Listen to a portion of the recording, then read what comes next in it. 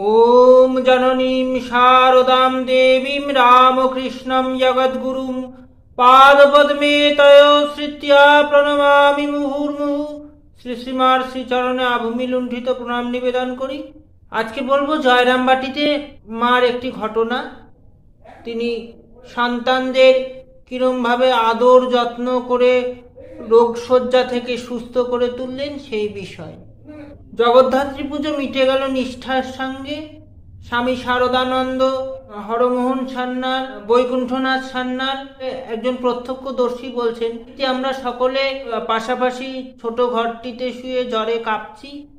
মা বারবার দরজা খুলে বাইরে থেকে দেখে যাচ্ছেন, খোঁজ খবর নিয়ে যাচ্ছেন আমরা কেমন আছি। আমরা তো জ্বরে শুয়ে কাঁপছি। মার চোখে মুখে চিন্তা ভাবনার ছাপ।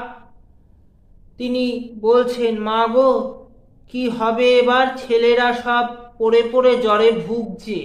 তখনকার দিনে জ্বর হলে দুধ সাবু খাওয়া হতো। মা বলছেন, এমনই গা যে দুধ সাবুর জন্য দুধ পাওয়া যায় না। মা ঘটি হাতে করে বেরিয়েছেন জয়রামবাটির পাড়ায় পাড়ায় যাদের বাড়িতে গরু আছে। আধপোয়া, আধছটা, আধশের যার কাছ থেকে জাত ওঠে তিনি চেয়ে নিয়ে আসলেন। ছেলেদের পথ্যের জন্য দুধ সাবু জাল দিয়ে তাদের খেতে দিলেন।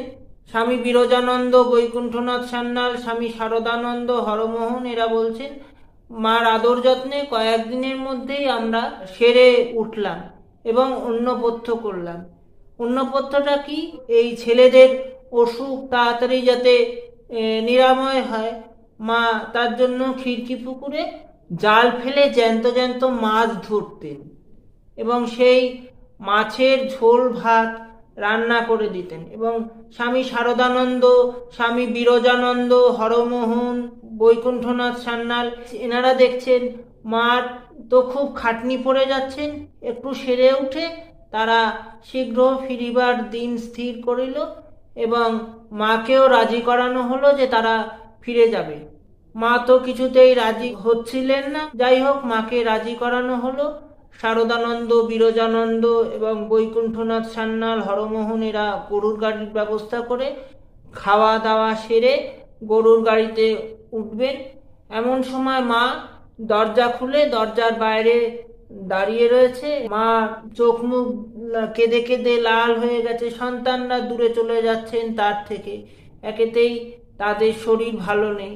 তারা বলছেন যে মাকে দেখে আমাদের নিজেদেরই কান্না পেয়ে যাচ্ছে। মা দাঁড়িয়ে রইলেন যতক্ষণ আমাদের গরুর গাড়ি না ছাড়লো। গরুর গাড়ি এগোচ্ছে, মা ওই খিড়কি পুকুরের ধারেই দাঁড়িয়ে রইল যতক্ষণ পর্যন্ত জয়রামবাটির গ্রাম না পেরোলো। পরে তারা বলছেন যে আমরা তো নিজেদের মাকেও খুব ভালোবাসতাম, মানে যিনি গর্ভে লালন পালন করেছেন তাকেও আমরা খুব ভালোবাসতাম, কিন্তু কে জানে তিনি এরকম করে আমাদের ভালোবাসতে পেরেছেন কিনা কোনোদিন। শ্রীরামকৃষ্ণ অর্পণমস্তু। জয় মা শারদা।